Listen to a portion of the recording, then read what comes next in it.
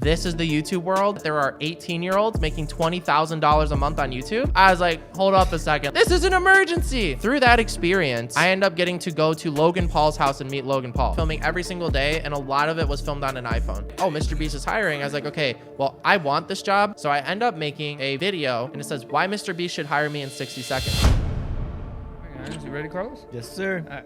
You ready? Let's go. Yes. What's going on, everyone? It's your boy Lowe's Cut It, and you're in the cut with today's guest. But first, let me introduce to you my co-host, the one and only Mr. Directed by Carlos. What's up, baby? What's up, guys? I actually have an intro for him. This is his first guest that he brings onto the podcast, so we're always excited to meet new people, new faces. So with that being said, Los, take the I had to stage. introduce you, Los. I had to introduce you, bro. Oh, you're introducing? Yeah, Luke. Oh, of All right. course. Anyways, please. here's the intro, guys. You wrote it down and everything. I wrote an intro down and everything on the way. And last night, I'm like, dude, I should have a sick ass intro for Luke. All right, ladies and gentlemen, he's worked in the video and social media space for years. He's a storytelling wizard, a talented editor, a huge nerd like I am. He's probably worked alongside your favorite YouTubers and streamers. Ladies and gentlemen, he's my former colleague from Best Buy. Ladies and gentlemen, give it up for Luke Newman. What up, Mr. Luke? Hello, Newman? everyone. Thank you for having me on here. Appreciate it. You started at Best Buy with Carlos? Yeah, man. I mean, that's Wow. like, this is where it all begins, back at Best Buy. Best Buy. Store 305 in Schaumburg, so make sure you guys check it out. Yeah, man. At first, it was just one of those where like we would just really talk about cameras and stuff. And this was like my early years, bro. Like right when I started, I'm like, I should probably start doing video. And then Luke, he's like very, very technical and knowledgeable on like cameras and stuff like that. So I'm like, dude, like I think you provide a great value for just anyone's workflow about knowing cameras and just like the technical stuff. The Best Buy group is lit, man. I mean, we had a lot of legends come out of that store. So Seriously. I don't know what it is. I don't think Best Buy equipped me for what I've done in life, but I mean, it equipped me to meet other people to help me to get to where I am. To get started. You know, you can't ever be grateful enough for the connections you make in life and the places you get those connections from. Yeah, bro, isn't that crazy? I'm sure there's a lot of other people that we don't know of that worked at Best Buy. Oh yeah, that worked for in sure. like the social media space. There has to be. So yeah, I mean, I'll give you guys a little background of my life, a little bit of a story about how I got to where I am and what I do. Because I think it is a very interesting story that other people might be able to relate to. So I've always been interested in creating videos since I was younger. This is not something that I randomly, in my 20s, was like, yo, guys, creating stories would be so fun and filming videos, and I want to be famous. I want to do this. Like, I remember being 11 years old, and like Nerf would have a competition. Like, whoever can make the best commercial, you know, we'll recreate it, yada, yada. And, you know, me and my neighbor and my brother were like, yo, we have to create a commercial for this. For context, how old are you right now? I'm 25. Okay, so when you say 11, I got to like, oh, how far back are we talking? Okay, got it. 25. You know, that's like, you know, like even 11 years old, like I said, you know, we would go out and make a video for fun and film the whole thing, you know, make sure we got the slogan in there. It's Nerf or nothing. Yeah, man. So like I just always had a passion for that. And when I got into high school, I eventually took a photography class where I ended up going to competitions for it. So just like sports have statewide competitions and nationwide competitions, there's also that for photography. So I ended up going in against all the people in my school for it. I beat everyone out. I ended up going up against regionals, and I ended up getting first place my first year that I did it. Then I go to state, and I don't place. Second year comes around, same ordeal, beat everyone in my school, get second place in regionals, go to state, didn't place. But all the meanwhile, I had a camera with me. So I actually started out with a Canon T3. So that is a very inexpensive camera to get modern day. Even back in the day, I mean, that was a couple $100. Was very thankful that my parents got me that as a gift. Nice. And I would film everything. Like if I went anywhere, I would make sure that I'm filming it and making a video about it. So like that passion came very early on in life. I knew that I didn't work the same way as other people did, and the way that I just like saw things, the way I created things. So in high school, when teachers would assign us papers, I hated writing papers. Like, you guys hate writing papers too? Hell yeah, dude. I didn't mind it, bro. Actually, there's something about it that maybe it gets my creative juices going. Yeah. You know, it's like a story, I was bro. not You're the a same big as him, though. storyteller. I was like, bro, no way. I can't write papers. Like, it'd take me an hour to write a page. It was so bad. So I actually... Was it the writing itself, or just the fact that you just hate writing? Like, I just can't sit there and focus. So I have medically diagnosed ADD. Okay. So it makes it like very hard. And like, I'm all about like, if you have a problem like that, you need to push yourself even harder. That's not an excuse to have an easier life than other people. Facts. You just have to challenge yourself more. So yeah, I really did not like writing papers. So I would ask teachers if I could make a video instead of writing a paper. Because I was like, yo, here's the thing. I know for a fact that I want to do video creation with my life. Like, I just know that's what I want to do. And I was like, writing papers really is not going to give me practice with practical things that are going to help me out. In the real world. Yeah. And like, obviously writing is a good thing to do. Obviously we still do that in creative work. But I would ask teachers if I could do that. So eventually some of the teachers said yes. And I was able to write some papers through making videos. So, you know, like I would literally set up my camera in my basement. You know, I had a projector screen I'd film in front of with just the white background. Nice. You know, nice little bad light setup. And I would just film my papers. And like my mind, it made so much more sense how to put a video on a timeline, how to edit that and put it together for a paper instead of writing it. So you went right off the dome? Because you didn't have a script. Obviously, you hate writing, so why would you write or type a script? So you just, when you filmed, you just kind of went off the dome, and then in the editing, you kind of put it together? Yeah, I would probably, I think I wrote outlines and stuff like that.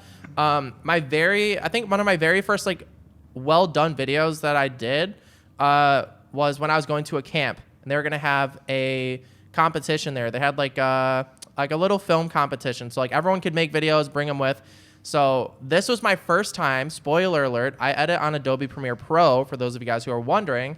That was my first time ever editing on Premiere Pro. We filmed the video on my birthday, which was January 29th, and January 30th was when we were leaving to go to the place. So I had to edit an entire video, which the video's title was 10 Things That Shouldn't Come Back in 2016, I believe, 2015.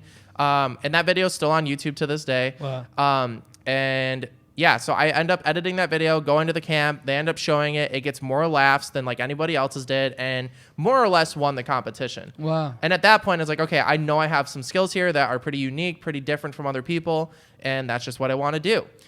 So like I said, everywhere I would go, I would film everything. I would always make recap videos of everything I did, whether that was making it for the organizations I was doing stuff with, or, you know, getting hired by people to do like wedding videos, which, you know, I've done a few of those. So yeah, first year out of high school, I ended up getting a job at Best Buy with good old Carlos there. They originally had me in the computer department, and eventually they switched me to cameras because I was like, guys, listen, like, computers are cool and all, but if anyone has questions about them, I'm not doing anything they can't. I'm reading the price tag to them and telling them, oh, that's what these specs are, so it's probably good. I was like, camera stuff, like, I will research that stuff on my own, and I will look it up because, like, I love this stuff. Like, that stuff's my passion. So eventually I get moved over into the cameras department, and I network. Like, that's one of my specialties. I'm so good at networking. Bro, so, like, so good. This man can literally come up to a whole conversation of people like, hey, do this, and then run an entire conversation. And he's really good at that. Like, so seamless. He makes it look so seamless. That's crazy. And some people can't do that. I mean, I vouch for you, bro. I think you're amazing at that. You know how to come into a room full of people and take over in a good way, like, and blend right in. So if you're giving him props, I can only imagine. I can imagine you. Yeah. So, when we were at bro, NAB, is this man, always natural? Like, has this come natural to you? Because, I mean, it seems like you've been doing this for your entire life, bro. Like, yeah, I've always been an extroverted person. I've always been a natural leader. So like that comes very natural for me to just go and talk to new people. And, you know, I know that in our industry, the absolute best way to get opportunities is by the people you know. It is 10 times more about who you know than what you know. Facts. So when I have that in mind and I go around and meet people, it is always make sure you give them the absolute best impression of yourself. Make sure you get to know them, right? Because people will feel like they know you when they feel like you know them. Ooh. So like that's like even just like for a simile for that, like that's in dating, right? So that's where it's like, oh, let the girl talk about themselves. That's where that also comes from, because if they talk about themselves, they're like, wow, this, like, I really got to know this guy. But like, it's the same psychology there. So it's like same idea where it's like, okay, when I meet new people, like, let me get to know them. What are their passions? Where do I fit within those passions? And from there, you can kind of gauge like, oh, okay, this makes sense for me to fill this role for them, or maybe they need this video made. So it's like, okay, I'm gonna pitch them on these videos. So that's just where like naturally networking is a huge thing. So yeah, like I said, everywhere I'd go, I'd always put in my absolute best effort, make the best videos I could, network with everyone I knew at Best Buy, at other places. Eventually, I end up breaking my fibula, which Fibula, sucks. So for those of you guys who fibula. don't know, you have 2 bones in your ankle. You have the big one, which is your tibia, and you have your small one, which is your fibula. How'd you do that? Oh man, I We're was now working at Best Buy. yeah, it was we had a short film being filmed at my house, and my neighbor was being very loud, like behind us, right? So it's like we had to go around the block. So I was like, oh, I'll go over there with my dad, check it out. I wanted to ride my longboard. Longboards are cool. I think they're really fun.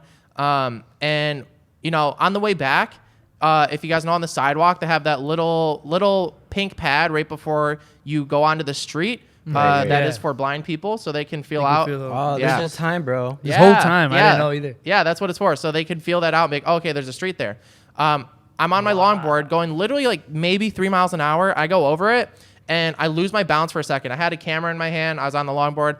The longboard slips out from underneath me and I land on my foot sideways with all my weight and I literally hear a snap. I literally hear the snap. And I was like, okay, well, this sucks because I'm pretty sure I just broke a bone. I'm supposed to film BTS for the short film, at which I will not be able to do anymore. And that's just not a good combination. How's the camera? The camera survived, surprisingly. Awesome. So I'm laying on the ground, and I have my phone, and, you know, this is when they just activated Hey Siri. So I was like, I say, Hey Siri, call mom. And she goes, okay, from now on, I will call you mom. I said, are you kidding me? Are you kidding me? That's the response I get? Like, this is an emergency. So I call my mom. They have all these people from the film set because I was down the street from my house. They all pick me up, put me in a car, and yeah. So that all happened. So I ended up breaking my fibula. Can't work at Best Buy anymore. I'm stuck at home every day, and it's just like a very sad season of my life. That was probably like the lowest season because, you know, throughout that, I lose my ability to walk. I end up losing my girlfriend at the same time. I Was end up it gaining related weight. to the injury? Losing your girlfriend? No, that was not related to the injury.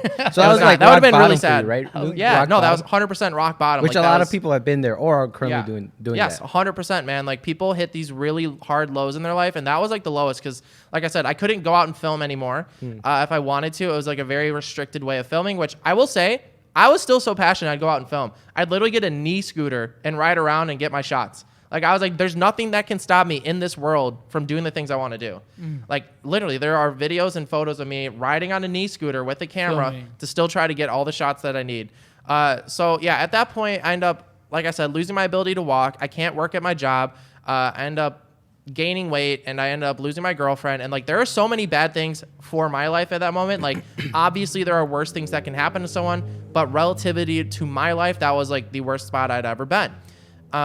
So a couple weeks go by, and I go into Best Buy, and word got around that I was just riding out my employee discount. So they're like, hey, sign these papers and say you're quitting. And I was like, okay, I'll say that.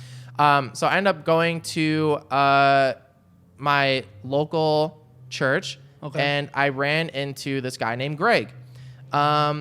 Greg is the owner of a $60 million company named Aquascape based out of St. Charles. Wow. And like I said, I would film everything that I would do. So I would go to camps, I would film it. Coincidentally, Greg would go to these camps as a leader, and he saw me filming there. And we end up having a conversation, and I was like, hey, man, we just, nice little conversation. Nothing of substance there. You know, he saw that I had a broken fibula, and all that is good.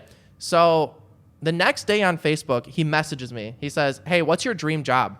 I said, well, to be honest with you, I would love to make videos for social media, and if I could travel as well, that'd be a bonus. He said, great. Come on in Friday for an interview. Wow. I was like, are you serious? So that Friday, I go in for an interview with him, and he literally gives me a job on the spot, a salary job on the spot to travel and make videos for social media. Let me ask you this. So $60 million company is called Aquascape. What is that? Is that to sell pools and all that for family homes? Like like American Escape? I mean, like American Sale? Is it? What is it? Yeah, they make like ponds in people's backyards, but like they're realistic looking ones. So they like use real rocks. They don't use like fake ones that you can tell are fake. Like they're very intricate pieces of art. It's crazy. And they can range from like $10,000 to like I've seen $150,000. Yeah. So he hires you. What's the job? What do you got to do? So my job is to be his videographer, editor. So there's 3 other people there that were working. Great team of people. And I am supposed to travel with him and film him, and I'm also supposed to help edit the videos. Through that experience, I end up getting to go to Logan Paul's house and meet Logan Paul. Wow. Yep. Were you aware of who Logan Paul was at this point? Yes, I was aware of who he was. Yeah, you're pretty big in like YouTube space and streaming space at this point, right? Like you've been consuming a lot of YouTube. Yeah, YouTube, not so much streaming. So I end up getting to travel to US, meet Logan Paul, meet like some other people that I'll throw their names out there. They might not be as well known by people, but they're very big on YouTube. Logan Paul, Paul Cafaro, Brian Barczyk, Jay from Prehistoric Pets, all these people, except for Paul Cafaro, like if you look up Jay Prehistoric Pets and Brian Barczyk, like they are in like David Dobrik's videos, like they're in everyone's videos because like they're the guys who have like all the wild reptiles that you see on YouTube. Wow. Like they are the guys that they go to for that. So now, I end up meeting meeting these people because they're hiring the Aquascape? They're trying to build their own ponds. Is that the reason for you traveling? No, Greg's whole idea was like the best way to advertise in this day and age is to just do it on social media. So he's like, instead of just throwing all this money into advertisements and whatnot, let's just throw it all into a travel budget, and we're gonna film everything I do. Nice. So we would literally have 8-hour days where I'd have to take up a drone flight 8 times in a day. I'd have to film everything that was going on. We'd film literally 4 individual 10-minute YouTube videos in one day, every day. So it'd be like a 5-day trip. Every day you get up, you're filming, you have to be go all day on your toes. Man. Yeah, I mean, there's no downtime with that. Like, but then again, you were used to that workflow. Like it was. No, that was a step up for me because like at that time, like I said, I broke my fibula. So literally, you can go see this video where I'm at Logan Paul's house with a boot on. And that was before he was moving in Puerto Rico, right? That was before he moved to Puerto Rico. That was LA. What is it? What house did they call it? I don't know what their house name was, but yeah, that was when he was still in LA. So so that was like kind of like my jump shot into like, this is the YouTube world. And like, these are all the people in it that have been successful. So when you find out that there are 18-year-olds making $20,000 a month on YouTube, I was like, hold up a second. Like, that is some pretty crazy numbers. That's like, cool. I want a piece of that pie. Mm-hmm. So yeah, eventually I was traveling with him, making a bunch of videos. And eventually my job became editing in a cubicle for 8 hours a day. At that point, I started to get burnt out. I was like, I don't really want to sit in a cubicle and edit for all day, every day. So eventually they let me go. They're like, hey, we're not seeing the productivity we need. Also, we have 3 other people editing full time outside of you. It's like, yeah, that makes a lot of sense. So I ended up letting go. Fast forward a year. That was also kind of a little down point. I ended up getting interested in Twitch and streaming and start my whole streaming brand, which was called Panda's Life. So everyone called me Panda, which is why I have this little panda tattoo right here. Is there a reason behind the name? Yeah, when I first started out on gaming, my gamer tag was CrazyPanda159. And my mind behind it was people just come up with the most random things they can for their gamer tags. So I'll just do that. I'll be a CrazyPanda159. Like, there's nothing significant about the numbers. It's just like, that's the random thing. Eventually, my name just became Panda on there. Right after I lost my job at Aquascape, I started a YouTube channel, called it Luke's Life. And I made like 3 videos on there, but I was so burnt out. I ended up hating editing and all that stuff. Like, I genuinely hated being in this space editing. Are you a shooter or do you prefer editing? Because there's one or the other. I do it all. No, I've done it. What do you prefer though? What's your... If I could do anything, I would prefer shooting. But the past year, I've been doing editing for people. See, because that's me. I hate shooting. I love putting stories together. I love editing. I love creating. The shooting part, it's a whole pain in the ass, which is why sometimes Ricky does most of my shooting. Send me the clips, I'll edit it. Right. I'll put it together. But that's why I wanted to ask you. He's a storyteller. Yeah, I love. He's a creative storyteller. I love, and he's very knowledgeable in like the space. I know he does a lot of verticals for a barber, and like to give you for sure, man. And what's crazy is I can relate to you because do you remember those scooters, electric scooters that were hot for a while before they got banned everywhere? I think so. You step on them and you have to the Swagway. So when I got one, dude, I was riding around the barbershop, went out front, and I tried to step off of it and put one foot up, and it went under me, and I rolled my ankle so bad. Man. Didn't break it, but I remember being so depressed because I had to stay off for like 4 weeks. Oh man! I had like a little soft cast on, and I was in crutches, and I was still in the barbershop, one crutch, cutting hair, because I just couldn't stop because it's either I'm gonna be home depressed and feeling sorry for myself, or I go out and get it. Yeah, so man. Hearing you telling me like you're on the little knee scooter, the knee scooter, and you're filming, I understand 100% because you either feel sorry for yourself, which a lot of people tend to do, or you just get up and make it work somehow, some way. Yes, so 100%. Props to that. I feel that. So I know before I met you, because this is my first time meeting you. Yeah. Carlos was hyping you up all weekend. Like, he was just telling me how you guys had a blast in Vegas. He obviously blew up over the weekend. I don't know what happened. I know, man. Bro, I know you were there. 15 million views. He took me out for some ice cream to celebrate for that. Dude, it was crazy. So he comes in here and I'm telling him, like, what happened? What did you do different? Was it the show? Was it this? And he was just like, bro, he finally caught up to me. But he kept talking about you and was naming a lot of your accomplishments and a lot of people you worked with. He brought something up with MrBeast. What am I missing there? What's the story behind that? Some context too before that. We didn't really like work or anything before this. Like after Best Buy, we didn't really keep up with each other.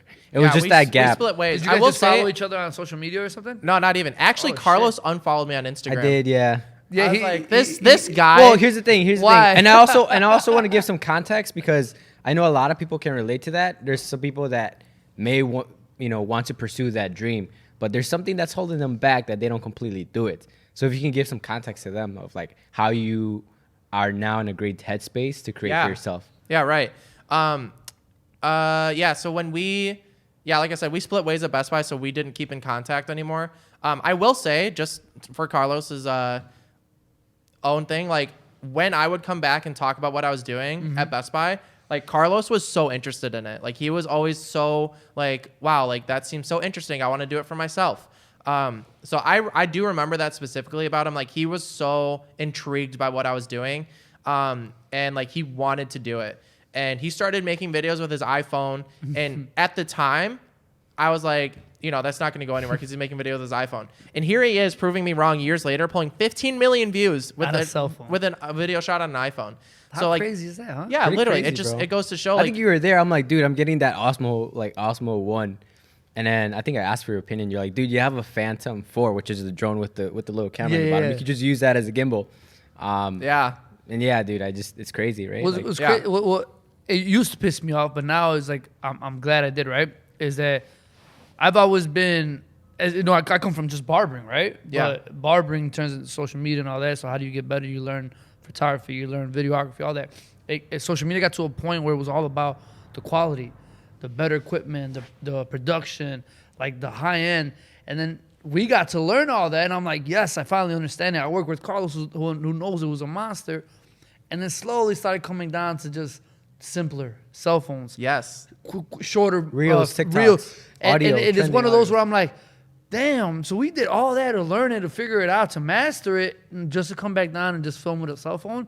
But it gives us the option to go back and forth. If you can do a nice cell phone shot, but now we have the power, Los has the power, I'm sure you do, to create something very cinematic, very top quality. But how do you feel about the change? Like, you started realizing that cell phones started becoming a thing, and it's probably bigger now than owning a top like camera.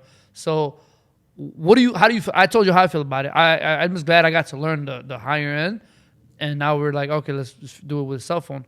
What's your take on that? Yeah. So I think it's amazing. I think it's so cool that we live in a day and age where people have quite literally zero excuses to not pursue the things they want to. Facts. So when someone's like, oh, I don't have the right equipment. Like, yes, you do. If you have a phone in your pocket, you have the right equipment. It's like, oh, like the camera's not good enough. Like, it is. It's so good. Like, there are so many successful creators out there that just make videos with their iPhones. Like Ryan Trahan, for example, he was filming his Penny Series challenge, which I don't know if you saw, but he was filming every single day. He's a very big YouTuber. He was filming every single day, and a lot of it was filmed on an iPhone. And like these videos got like minimum 7 million views each every day for 30 days. And it's like, when people think they don't have a good enough equipment, it's not true. You do. And when people are like, oh, I don't know how to edit, that's fine. You can learn. Like, there's free editing software out there, DaVinci Resolve. If you guys are looking for your own editing software that's free, that's a great one that's free. So like, at this day and age, there is way more opportunity than there has ever been for someone to be successful. And I think that's great. I think that's great that we're making it possible for people to pursue their dreams, to not have such a high cost of entry to get into it. Because before iPhones were popular and like really as good as they are nowadays, like you had to own a camera. And then when it came to owning a camera, you had to own a nice lens. That stuff racked up a lot of money. So like, if you have a nicer setup, some people will notice. You think it'll ever go back? will ever go back to being the nice stuff. Like people get tired of the cell phone stuff and they want more of a quality vibe. No, because like the problem is that cell phones are going to keep getting better and better. Facts. And they're going to keep making good cameras cheaper and cheaper. Facts. So like at some point it's going to be, do you want a cell phone or do you want a good camera? Plus, you're also working off of reliability. Like a lot of people like to relate to other people. And I feel like in the creator space, I think in and of itself, we just open up to so many people and people love that. They like to relate, right? Yeah. Luke, you know a lot about that editing. And then it's like, once you get that like professional barrier off and you're more relatable, people are more willing to like, you know, purchase your stuff, your services. Right. I mean, let's take TVs for example, right? Do you guys remember when the first flat screen started coming out? Dude, they went like 10 grand, 8 grand for a TV just because it was flat. Flat screen. Now you go to Walmart, get something for like $500. Yeah, literally. Yeah, so I get it. Phones are going to get better and they're going to get cheaper. So what do you think? You think that'll ever go away, the top equipment? Yeah, you know, I think there are people who want quality and there are people who want to create. There's different kinds of people there. And like sometimes you change, right? So like I am a person of quality for years. I was like, I want the best. So actually, let me grab my camera for you. I'll show you guys for the podcast to see. Go get Let's do it. And this is his vlogging camera. He brings this camera set up literally everywhere he goes. He was vlogging all over the show. So was he? Give some context. Ooh, all right. Share the knowledge. Yeah, we are excited. This is my vlogging setup, which is the Sony A7S III. So this camera body alone is $3,500 new. Wow. And then this lens on there is the Sony 16. Which camera am I? This one? This one? That's you right here. That one? Okay. This is the Sony 16-35 G Master. So this lens new is $2,500. So now you're looking at about $6,000. Almost $6 grand, yeah. And then you have this tripod, which is another $100-something. You have this microphone, which is $200-something. So all in all, you're looking at about $6,500, $7,000 with tax just to get this set up. And that's me being a quality person, right? So like I said, for years, I was always like, I want to acquire the best. And again, I will say I do more than just social media. I do professional freelance work with like video creation for people. So there's people like me who film with this. And then, do you have your phone? Oh, yeah, it's right here. Then there's Carlos who films with literally just this. This is like $1,000, $1,100 iPhone that you can buy at any Apple store, at any Best Buy, and you're good to go. And he's pulled more views on his Instagram channel than I have in my lifetime on my socials with just this. And I have this. So, well, you know, that's the thing you should keep in mind too is to how people are consuming things, right? So like if you see a whole setup like that, doing a day in a life, it might be overkill and might be a turnoff for people that, you know, maybe it's too professional looking. Or like, what is it? A good percentage of people that are on TikTok create with an iPhone. So they're so used to seeing that POV style of an iPhone camera. There's something about the iPhone camera, bro. How do you feel about grabbing a camera like that, turning it vertical, and then giving the illusion that it's filmed in an iPhone? You think that's necessary? I've tried it. It does not look like it was filmed on an iPhone. Is it the lens or what is it? It's both. It's the lens. It's just like you'll have a blurred background in there. Like you cannot avoid that because it's such a nice lens. The bitrate too. Yeah, it's like it'll look way cleaner, bigger sensor in there. You know, because that's crazy. That gets into some really like nerdy technical stuff of like why that would look 10 times better. So yeah, you know, I think I was always a quality person, and then in my recent months and year, I've realized that like what I've been talking about now, which it does not matter what camera gear you have. If people are like, oh, what camera should I buy? Should I spend $2,500 on this one or $3,000 on that one? I'm like, in all honesty, you should buy whichever one is the least expensive and invest money into things that will teach you storytelling, because story is king. Story is quite literally king when you're trying to like do stuff on YouTube. So like short form content works differently. It operates differently. That stuff is more like, how do you grab someone's attention and keep it for 10 seconds? Sometimes there's stories that are told with that. Sometimes there's not stories told with that. But when it comes to like being successful on YouTube, on video creation, like your lighting is more important than the camera you have. The way you tell your stories is more important than the camera you have. The editing. Like there's so many more important things that like people get so caught up on like, oh, what camera body should I get? I'm like, or what app do you use to edit? Right. Like, yeah, it's like, bro, like it doesn't matter. Like, what was it? Everything Everywhere All at Once. That was like parts of that were edited on like a 10-year-old version of Final Cut Pro. Wow. Yeah. Like it's so crazy to me. Like there's so many good tools out there for people to use that they're just like, oh, I have to have the best. I'm like, no, you don't. Like, you just want a reason to not keep doing it. Right. It's what we call analysis paralysis, where it's like, I'm just over analyzing to the point where I'm paralyzed and I don't do anything. That was me for a long time. It's like, do I have the right stuff to make my YouTube videos? Do I have this? Like, I'm telling you right now, if you want to do this, just go create. That's it. That's it. Bro, just that go was out and me. make a video. Like I told you, I edited on my phone and shot with my phone. So it's like, just make it happen, bro. Dude, I'll send him a video. I'll send Carlos a video, and I'm really big on like being a perfectionist. And I'm like, what do you think, man? Should I post it? He's like, dude, stop. Just post it and move on. Yeah. I'm like, no. But what do you think of this? Should I tweak this 0.5 post second? it, bro, and move on to something else. Yeah. Well, speaking of tools, done is better than perfect. that's facts. That's what I Because was taught. over time, you have your library of video assets that you've done, right? And Right. throughout that library, you're gonna build your actual. I guess credibility. I'm approaching it more as in a barber aspect. You know, I've been doing hair for 24 years. I've been doing hair since you were 1 year old. Wow. Right? So that's awesome, man. So to me, it was never like, oh, dude, just fade them up and let them go. Like, forget it. Move on to the next guy. To me, it was always like you have to cater to each client. Every work is a 100%. piece of art. So when it came to editing and filming and all that, I've always had that perspective on it. Yeah. But speaking of YouTube, speaking of tools, we all sat down right before the camera went live, and Carlos was like, oh, he wants to talk to you about your thumbnails. And I got excited. I'm like, hell yeah, because I create all my thumbnails for everything. Yeah. And I got excited. I'm like, oh, did you like them? You were like, no. I'm like, damn. Yeah. Tell How me. important are thumbnails, and But- how can we improve it? Yeah, how can I so, improve it? Little background on myself. I actually do YouTube consulting for people. So I will teach them about their channels. I'll teach them how to improve it, all the way from storytelling to thumbnails to ideation. There are so many things. So when people think about YouTube, it's like, oh, I'll just post videos and keep doing that. And like, that's a good way to start, but you need to know where to go from there. So if you don't understand this on YouTube, the best way to get views is not by having a good video, but by having a good thumbnail and title. So your thumbnail and title have 10 times more possibility to get you views than anything in that video itself. Because think about it. What counts as a view? What counts as a view? Just clicking on the video. When somebody clicks on the video. Yeah. And how do you get someone to click on the video? Your thumbnail and title. You have to catch them. So when people are like making videos, when they start on YouTube, typically the process is, okay, I'm going to make a video, and then I'll come up with a thumbnail and title afterwards, throw it up on YouTube, and hope it does well. Because nobody will see a single second of your video if they don't click on it.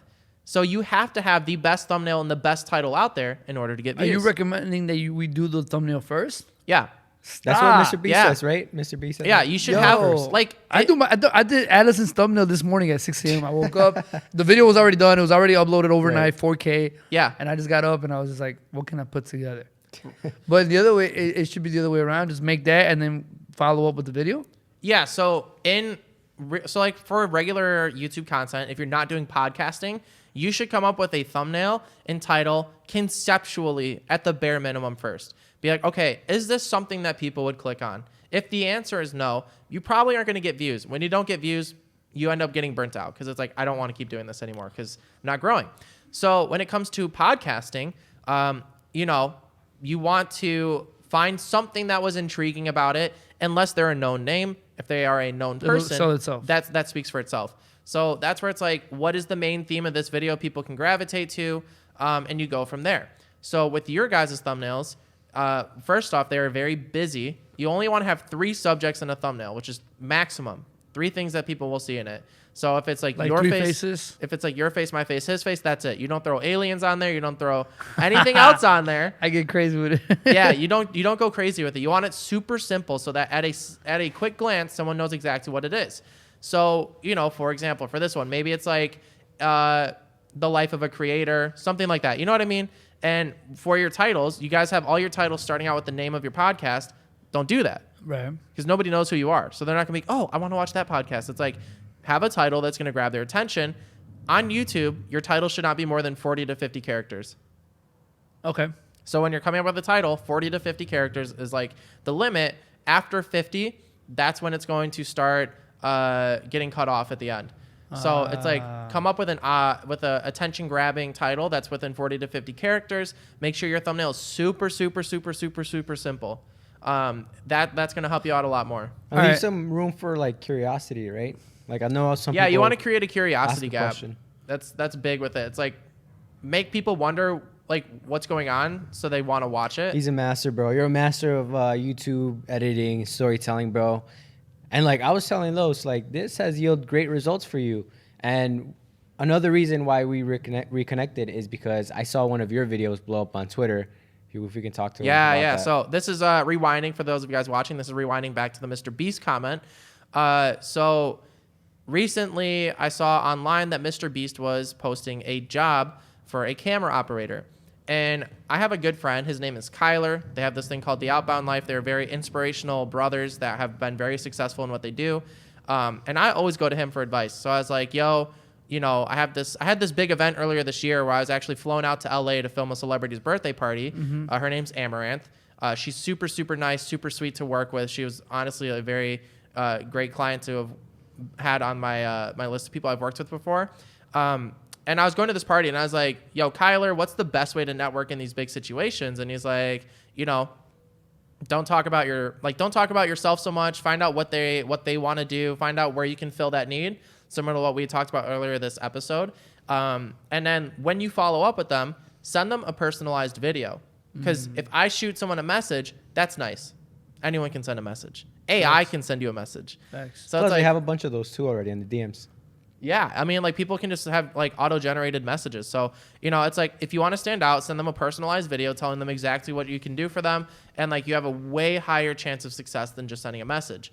So I kept that in mind. You know, I shot some people some messages from that party, you know, met some really cool people there. And then fast forward to seeing that job listing, I was like, oh, MrBeast is hiring. I was like, okay, well, I want this job more than anyone else does because I think I can make a good fit for it. So instead of, because they're like asking for a resume. Again, like I started this episode with, I hate writing papers. So I'm not going to sit there and type out a resume. So same idea. I was like, I'm going to make a video explaining myself, what I've done before. So I end up making a video for my resume, and it says, why MrBeast should hire me in 60 seconds. Super simple title. Creates a curiosity I would gap. watch that. I would like that. Yeah. 60 seconds. Yeah, exactly. So it's like people are like, okay, what is this video? So I send it with my resume, put it out there for him to see, or for like the team to look at in their job application place. I wait about like a week, and I don't hear back. And I was like, man, I'm so tired of waiting to hear back. I know they hadn't seen it yet because I had given a private YouTube link so I could see if the views went up on the YouTube video. So I was like, I might just upload this on Twitter. I was like, should I upload it though? Like, what if people just think I'm like weird because I'm just tweeting directly at MrBeast? Like, I don't know. I just don't want people to think I'm weird for that. So, you know, I asked some people. They're like, yo, you should upload that. So I end up uploading it. And this video is a very, like I said, personalized experience of why MrBeast should hire me. So it talks about like, I know how to do time lapses. I know how to film stuff. I know how you guys film stuff. I studied his videos, figured out what do they do? What do they like in a videographer? And it's not your typical thing. So if you watch that, you can find it on my Twitter page. It's pinned at the top. Luke's Life with 2 Ks. You'll find that on the top of my Twitter page. You can see that video. Views, right? Yeah, so that tweet ends up getting 250,000 views. And I thought like people would think it's weird for me posting it. I post that. I tag MrBeast in it, and I tag his director of development, whose name is Sean. Wow. That video ends up getting that tweet gets 250,000 views. I get hundreds of followers from it. People are like, I don't even know the guy, but I'd hire him. Like, you have to hire him. Wow. And like, there was just like an insane amount of support that I really never thought would happen from it. So like, that just goes to show that when you doubt yourself, when you're like, this might not come across well, like just upload it. Just upload it. Let the world decide what this is going to happen. That's fact. And you didn't upload anything prior to that. Like you were all kind of like, you went dark and then you uploaded that video out of nowhere, right? Yeah, I mean, I would like put out a tweet here and there, but yeah, I was not uploading consistently. So that video goes live 10 minutes after I upload it, before it was even going viral. His director of development, Sean, reaches out to me and he was like, yo, that was amazing. You know, we'll get you an interview set up like ASAP. I was like, wow. Sick, man. So then after that, then the video just starts blowing up more and more. Sean ends up retweeting it. Or quote tweeting it and saying like, this is how you get someone's attention. Like, this is how it's done. Damn. And I was like, man, that is so sick. I'm telling you guys, the video is worth watching. Like, I'll have to show you after the podcast. Yes. I was really proud of how it came out. And yeah, so I end up talking to Sean.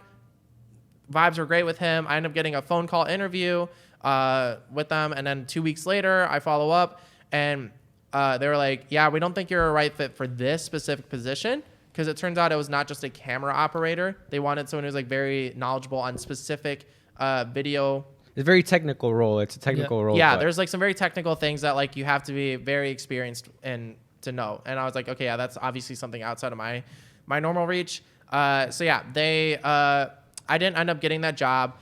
When Carlos and I were at NAB this past weekend, though, we were at a nightclub for like an after party. Well, I was there. Carlos was actually back at the hotel. I was at the hotel grinding, editing, bro, grinding it out. But yeah, he was this is grinding where at the he hotel. actually met him in person. MrBeast was him manager, right? Yeah. I was gonna say I thought you meant MrBeast this weekend. No, no, yeah. So at NAB, I end up meeting Sean there. I see him there, and we're at this nightclub. I was like, "Yo, that's Mr.Beast director Sean." I was like, "I have to go say hi." So I go over. I see him. I go right over to him. I was like, "Yo, what's up, Sean?" And then he's like, "Oh, dude, it's so good to see you. You know, it's like nice to put flesh to the person I saw online." It's like, "Yeah." So we chatted it up for a bit. He was super, super nice, and it was really nice that he recognized me. Obviously, he doesn't know me at all outside of that video, and he, like, bro, it was instant. He knew exactly who I was.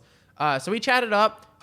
There might be some opportunities coming in the near future for me to be hopefully, dude. part of the Beast crew. So we'll see. That might happen. But yeah, that was a pretty wild experience. Like, it just goes to show, like, on social media, like, don't prejudge your videos before they're out. Like, let the videos decide for themselves what's going to happen, and let the world decide. So it's like with a musician, when they make a song, they make it for themselves, and they have their own way that they interpret it, that they feel about it. And I've heard them talk about this before. When they put a song out on Spotify to the public, they're now giving it to the world, and it's theirs. That's their thing. They get to decide what they do with it, how they feel about it, what inspiration they feel from it, or emotions, and they let it go. So, like, instead of just holding this content back for yourself, just let it go. Let it go to the masses. Let them decide, because maybe all of a sudden Carlos could be like, "Man, do you really think people are going to watch this video with a train driving by? And is it really good enough when so-and-so is making these really cool videos with Red?" And it's like, nah, he's just going to put it out there. And all of a sudden he pulls 15 million views. Yeah. I remember when I first seen that video, when you first dropped it, I was just like, oh, that's pretty dope. Like, wow, it's pretty cool. It caught my attention. But I've always known that. I've always looked at his work and I was like, dude, you're a monster. And then I circled back around a couple of days later. I'm like, holy shit. What was it, 6 seconds, 7 seconds? It was 8 seconds or so. So Lowe's is, I work for a couple companies, and in one of the companies, one of my contract was 2-minute videos for social media, etc. And there was a time where he helped me out a lot with a lot of those videos, and there was times where he was just like, that one day I remember, and he was like, "Lowe's, we can't do these 2-minute videos no more. It's got to be 30 seconds or less." And at the time, I'm like, 30 seconds? Hell no, they'll never go for it. So what did he do? He proved the concept. We did a lot of cool stuff that was short, 30 seconds, that were hitting so much harder than anything else. Yeah. I had to present it to the CEO of the company. I'm like, listen, I know it's in my contract for another 1.5 years. We're no longer doing 2 minutes. It's got to be 30 seconds or less. He said the same thing. He's like, "You're crazy. What are we going to do with 30 seconds? And now, look what social media is. 7 seconds, 10 seconds. Yeah, like, literally. Now they literally shifted the entire company of like social media, bro, for that. 30 seconds a minute max. 100%. So how do you feel about that? I know you vlog and you do probably longer videos on YouTube, but when it comes to like Instagram and TikTok, do you like the shorter content? Is it easier for you to get it out? Yeah, so actually my first round of success on social media was actually when I was doing my streaming stuff, when I was Panda's Life. I was making, like, I'd post on TikTok a lot of gaming clips.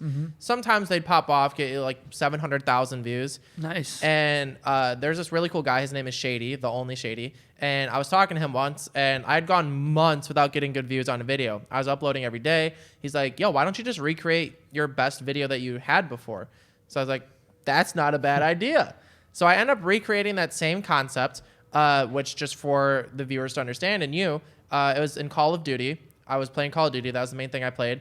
And I would go in with a random person, preferably a kid, and I would get them to give me their weapon, and I'd give them a very bad weapon in Warzone. And they'd start getting so upset with me about it, like, "Give me my weapon back." And I was like, "I'm not giving it to you." Like, kids would get so mad, and it was the funniest thing. So it was just like this kind of like trolling concept. Is like, again, this is like something I just came up with on my own. It was very funny. And I ended up recreating that concept again and post that video. And then that video gets 1 million views. Wow. I was like, wow. So I was like, okay, I'll do it again. Post that video, gets like 800K views. Wow. Wow. Okay, let me try this again. I ended up doing it 10 times. in 2 months and pull over 14 million views together on TikTok. Now, do you erase the previous ones, or you just keep stacking them? No, you just keep going. Because it's like I would film it with different people. So some of them were staged, some of them weren't, some of them were real. But I once tried for like 3 hours, 2-3 hours to get a good interaction, and I just couldn't. So I was like, I'll just have my friend film it with me. And like these videos are so funny. I have to show you that after as well. But I ended up doing it with my friend, and that became like the most viewed one at like 2.5 million views, 2.3 million views. And it was just like, we just had a fun interaction. We just made it funny. So yeah, that was like my first claim to fame, was doing that. And I did streaming for like a year and a half, and I overall was like, okay, this is fun, but I was not getting anywhere I needed to be financially. And even after 14 million views, my viewership on Twitch went from 14 to 16. And I was like, that's bad. I was like, that's like, that's nothing. And like TikTok, find out that they're paying like, what was it? For me, it was like average like $27, $30 for 1 million views. Like that's nothing. Crazy. That's nothing. Yeah, it's nothing. So I was like, $300 for 10 million views, and that's all you get. So it's like, wow, you really have to be pulling like 1 billion views if you want to be like sustained on there. So that was November, December of 2021. Go to 2022. I was like, you know what? I want to go out, live my life, and go do things I love and enjoy, because at the end of the day, you only get one chance to live. So like, why spend your life just sitting inside in front of screens, just deteriorating away? Yeah. And like, I think there's a time and a place to just hang out, watch TV and watch TV shows. But at the same time, like when you are young, like there's just so many things in the world to explore. So unless you've been to different continents, you've been to so many different states, you've traveled, you've met new people, like in my personal opinion, I'm a big proponent of like, go out and do that stuff. Yeah. Like go experience the world. Don't just get settled into your comfort zone of like, oh, I want to just sit here and watch a Netflix show for 5 hours. Or I just want to sit here and watch TikTok for 5 hours, play video games. Like I will say gaming is a little better because you get that social interaction if you're not playing alone and your mind is still working. Yeah, you're still making things happen. So what did Luke do? He dropped everything. Yeah, so I was like, all right, I'm going to stop streaming now, and I'm going to go start traveling, making videos for my YouTube channel, which is Luke's Life. All my socials are Luke's Life with 2Ks everywhere. Nice. So that's every single platform. And that's where I was like, I'm going to start making these YouTube videos. So I joined this course called Creator Now, and they basically teach you all about YouTube. They give you challenges to upload weekly. You have a team of people you meet with regularly. So my team ends up winning the competition in there. They said they had never seen a team like that before. Wow. Not to just take credit for it, but I was like one of the driving factors of that team actually pulling it together and making things happen. Because I was like, guys, we are uploading every week. We paid like $200-$300 to be in this course. We are not going to lose, because the winners would get their channel audited by like these professionals. Wow. So it was like, it was a really cool like little prize that we could win from that. So yeah, I did that. Made videos for 6 weeks, and then long story short, the past year I got into a long distance relationship, which no longer exists. And throughout that, I was like, okay, well, I need to make money while I'm traveling. Obviously, I know what I'm doing on social media, so I'm gonna start editing for people and make money. So I started editing for people for the past year. Lots of different gamers. I worked my way up. I ended up having people express interest in me that were as big as 25 million viewers or 25 million subscribers on YouTube. Wow. So like some really big names had reached out, and they're like, yo, I really like what you did with your work. I'd love to see you try doing stuff for us. Fortunately and unfortunately, it did not work out with any of them. And then going into this year, I was like, man, if I'm going to spend full-time hours working for somebody, why wouldn't I do it for myself? Exactly. Why would I not just invest everything I have, all my brains, all my knowledge, all my equipment, skills, into like my own channel? Your own brand. Yeah, exactly. So Invest that's in where yourself, bro. That's where this year I was like, okay, I'm going to start full sending my own channel, and that's what is going to be the entire goal for this year, is just to full send Luke's Life. The goal of the channel is to inspire people to go out and live their life, make the most of it. The motto of the channel is live life and love it. I hear too many times from people that they don't love their life. It's like, do you love being alive? I don't know, kinda. And I'm like, no, dude, like you're alive. Like you won the lottery to be alive on this earth today, and to have the ability to talk to me, to be able to have freedom of will to go out and do things. The fact that you were born into America, where you actually have a lot more freedoms, there are so many cool things with that. And even if you don't live in America, like just the fact that you are alive and you're watching this podcast, like so many cool things that had to line up for you to be in this position. And like, you need to maximize that. That's facts. You need to maximize that because there's someone who had a worse hand dealt to them and they're enjoying life more than you are. Doing better. Like I'm sure you heard of this when I've heard it one time, plenty of times actually, where they'll question people that like put you in a trap. They'll be like, you know, if I give you $1 million today, Luke, would you be happy? And people be like, oh, hell yeah. Like right now, I pulled out a briefcase, gave you $1 million. How excited would you be? And you'd be like, oh, yeah, I'd be excited. Like, how about we make it 10 million? Right now, I pull out a briefcase and 10 million cash. Would you be that excited? You'd be like, yeah. But I'm like, what if I told you can have this 10 million, but you couldn't wake up tomorrow? Would you still take the 10 million? Absolutely not. And the people be like, no, of course not. And they're like, why aren't you that excited every day then when you wake up and you have another day? Literally, another man. opportunity. That's what I'm talking about. You got the mindset down, man. You get what I mean? Yeah, Los has always had that positive mindset. Just like us. Me, Ricky too. Shout out Ricky. We're always uplifting. We're always excited for life. And yeah, we wake up every day, man, and we just have this, because it goes back, I don't work. Yeah, I got contracts with companies and I travel and I cut hair and all that, but I build this playpen for us to get creative. Yeah. Like it looks great here, man. You guys killed it. It looks amazing. But I wake up excited to like, what do we create? Like I was excited to meet you. I was like, to have a person in the podcast that I've never met. I'm like, hell yeah, let's do it. Like, because that's gonna connect us somehow, some way, and it just eventually, you never know. In 5 years, it could become full circle. The path lines. And I'm sure for you, Luke, you had to go through all these adversities to get here. Like, bro, honestly, if you didn't make that move yourself and do that Twitter video, none of this would have happened. You wouldn't even shooken his hand in Vegas. There's a lot of doubts out here. Yeah. Yeah, because of that Twitter video, Carlos ends up seeing it on Twitter. He follows me, and then we reconnect. He's like, yo, I'm going to the show in Vegas. I'm making content for DJI. And he's like, do you want to come with me? And to be honest with you, I was like, this seems too good to be true. I was like, this man's going to pay for the hotels, the Ubers. He's going to treat me right and just bring me to Vegas. And I was like, well, I'll give you one even bigger. He asked me if I wanted to go to Vegas with him. And I was like, dude, I can't. There's a big-ass hair show in Chicago that weekend. He got upset. He's like, oh, man, I wanted to go to that hair show. So bummed, bro. He knows, like, all the people, because he traveled with me for a while. So he's like, man, I got to go to this hair show. And I'm like, dude, go a video show. And I'm like, go do your thing. So maybe by me saying no to him, he was like, well, who else can I invite? Yeah. You came across. Yeah. No, yeah, you guys are always first. So you get what I mean? Sure. Like, it's just like, because if I would have been like, I ain't doing shit, let's go, it probably would have just been me and Los. Now, mind you, I'm intrigued with the videography world and all that, but that's not my main. My main thing is hair, right? Right. Whereas in you, that's your shit. So right. I think you guys both going. I felt at home at that show. I was like, bro, this is my place. Like it looks so sick. A kid in a candy shop. Yeah, it looks so. And that's why I brought Luke too. He provided a great value for where we're gonna go. He knew the YouTubers, the technical stuff, and it was just. I'm so glad, bro. Like I don't know if I've told you, but I'm so glad I brought you, bro. You're a great asset to the team. Thanks, man. You know, I hope we get to stick around. Are you based in Chicago? Yeah, I'm in northwest suburbs. Oh, dude. Me. So okay, well, dude, if you're ever in the city and you need a hub, headquarters is open for you, man. You know, if any family, a friend of Los's, friend of ours. Yeah, man. So yeah, any ideas, anything cool, any visitors out of town you want to come here, hit up Los. We'll get Ricky's contact, my contact, and we'll go from there, dude. But I love what you're doing. I love the energy. I love the. I mean, like I said, Los is hyping you up, and I see it. You're a great storyteller. If you had to give me a pointer on our podcast, how should a thumbnail be? What should a thumbnail look like so I could get an idea? I think, like I said, it's the combination of the thumbnail and the title.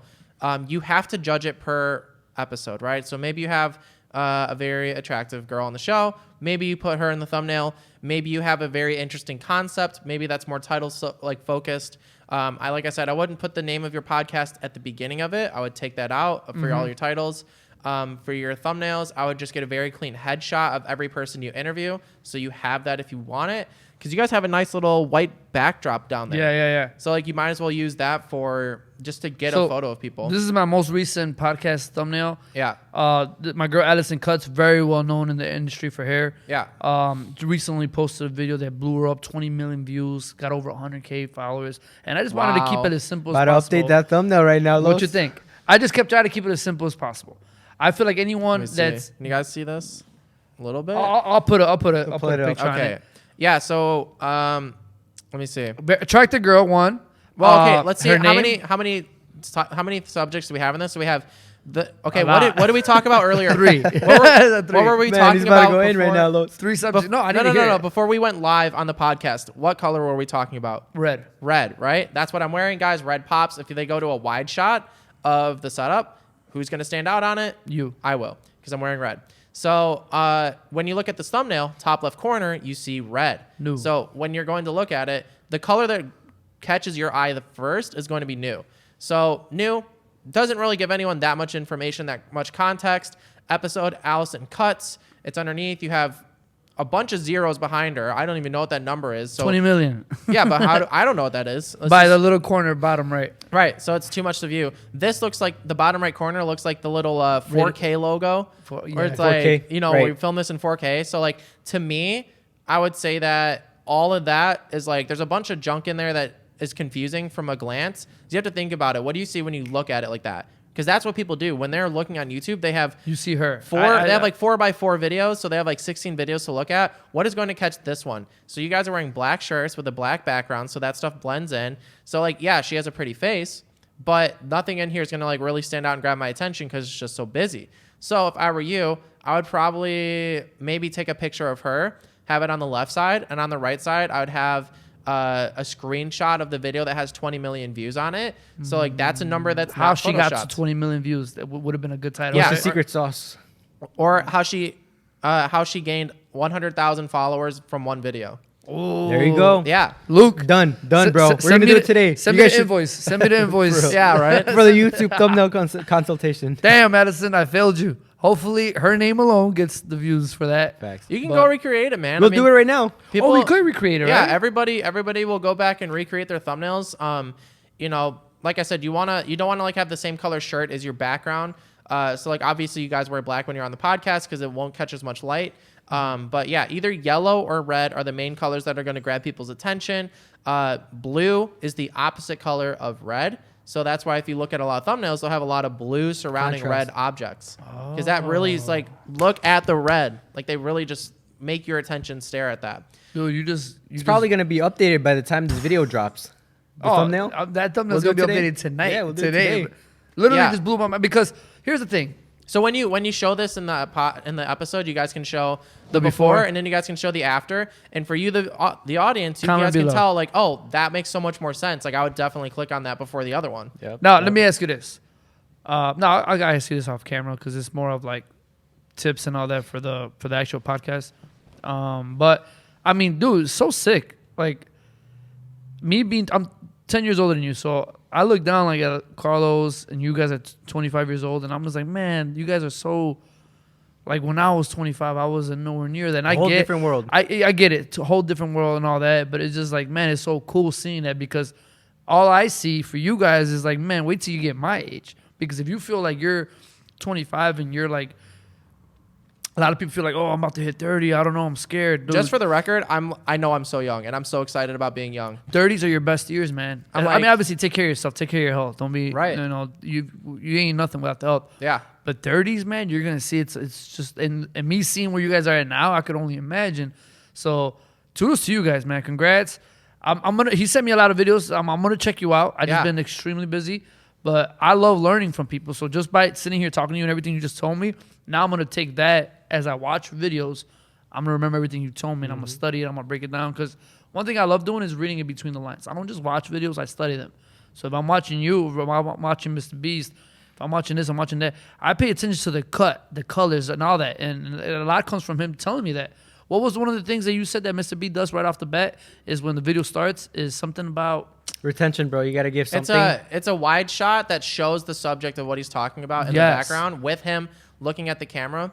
So instead of it being like, if he was holding a vlog camera at himself and the object was in front of him and you couldn't see it, it wouldn't grab your attention. So that's why if you watch any MrBeast video, it will always be a wide angle shot that starts with him looking at the camera and the main subject behind him, so that instantly, the second you click on that video, you see what you clicked on. Just like how he does it. He'll show the phone capturing the subject. Yeah. And people are like, oh, what is he about to do? And it's a lot of psychology, bro. That's what I learned. Yeah, social it is, just psychology. Learning how the mind and brain works and how you're able to really take that grip and then just move it along your video. Yeah. But like I said, retention too, right? Yeah, retention 100%. helps a lot with like giving tips of what's gonna happen later in the video to keep them, you know. Yeah, go ahead. Well, for people who are watching, if anyone's interested in making their own YouTube videos, like just save yourself the trouble of starting out a video like, hey, what's up, guys? Today we're going to be doing this.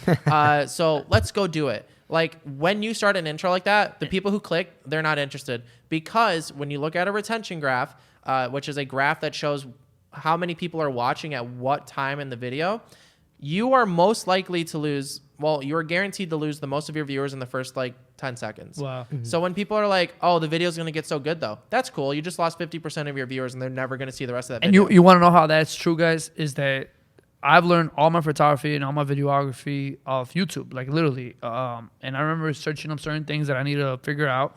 And every time I clicked on a video, every time I searched something and the video came on, it was a guy like, hey guys, my name is Mike. And today I'm like, nope, next. I need to get straight to the point. What video is gonna show me exactly what I need instantly? I didn't care to know who you were, how long you've been doing this. So I get what you mean. Yeah. You have to. Sometimes that's why we do hooks, right? Yeah, I was gonna say wanted to give you guys your roses per se, if you know that saying. Oh. So just give you guys credit where it's due. It's like I think you guys do a good job at the beginning of your podcast, where it's like, oh, thanks. Here's a little hook, because it's like we want to just give the viewer a little treat of what's to come in this video, so they actually know what they're looking for, what this video is about. And I would say with that, maybe look for like the most niche piece of advice they give. This is so hard, man, because yeah. I need to hire an editor for that. I do all that. Yeah. So if I had somebody that could, what I was gonna ask you off camera was like, because this is your episode, I would love to hand you the podcast and any information you feel is valuable, since you edit all that. If you want to chop it up for your own sake, toss them videos over us and we'll post them. Yeah. You know what I mean? If you're interested, I know you probably got a lot going on, but same thing with hair, right? When I post a video on social media, and it's probably a step-by-step, I have to show you what the end's looking like immediately. So when you see that, you're like, ooh, and then I can show you the steps. I will never just bring I think I've seen some of your videos from Carlos. Oh, what'd you think? I ain't know Carlos, but you know. Yeah, no, I think you guys do a good job with that, with like showing, like you said, the hair at the beginning, then you show the process of it, because it's like, this is what it looks like, but how do we get from some fuzzy haired guy to like some nice clean shaved cut? Well, That's you're gonna have to watch the video to find out. Exactly. So when it comes to short form content, if you can get somebody to watch the first 3 seconds of your video, you are guaranteed thousands of views. So when people are making their videos, it's like, oh, this is a fun short form video. Again, what are the first 3 seconds? Are they guaranteed to make sure that somebody cannot leave the video? It's like, you have to stay and watch this because it's so interesting. So when you're making a video, just keep that in mind. Like, what are the first 3 seconds of this? Is it actually creating a question that people want to see? That's going to take you really far. Dude, I got caught watching this. It was like a 10-minute video a while back. I forgot what I was searching up, but the guy was like, hey, guys, today I'm going to show you guys how to make $1 million in 1 year. And I'm like, ooh. And 7 minutes in, he still didn't tell me why. Yeah. Because he was building towards it. And I understood that. But I remember being upset because I thought it was, right when he said that, I was like, oh, you got my attention, $1 million in a year? Wow.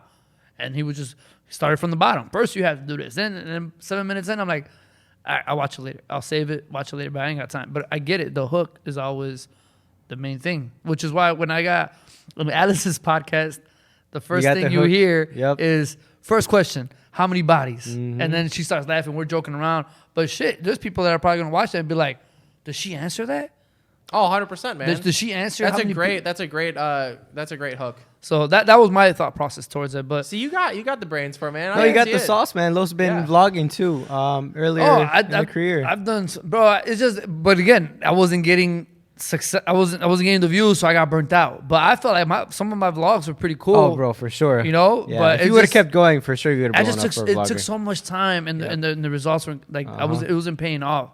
But I just need to hit the lotto so I can hire people and overview everything. I know. Getting to hire out your weaknesses is like such a big help when it comes to the creator industry and the creative industry. It's like being able to hire out a thumbnail artist, being able to hire out an editor, like all that stuff just makes life so much simpler. Oh, I know. You delegate and I overview everything, and then we kill it. But with that being said, guys, we're an hour and 4 minutes in, going on 5. I'm gonna leave you, Luke. Pleasure meeting you, brother. You as well, man. I'm gonna give you the camera. I'm gonna let you say anything what do you want to say to the world, where to find you, and any great advice before we get out of here. Take it away. Yeah. So, like I said, you guys can find me on all socials at Luke's Life with 2 Ks. That's Instagram, Snapchat, Twitter, Facebook, YouTube, and any other platform you can think of. That's where you will find me. In terms of my words to the world, is just go out, live your life, and love it. Make the most of it, because you only have one life. You only get one opportunity to live it. When you ask old people their biggest thing in life, they say regret. They hate that they have regrets for things that they didn't do.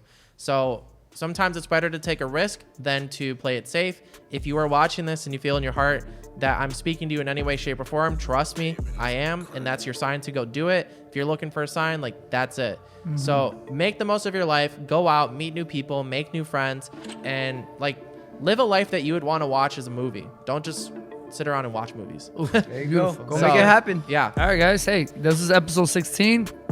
See you on the next one. Later.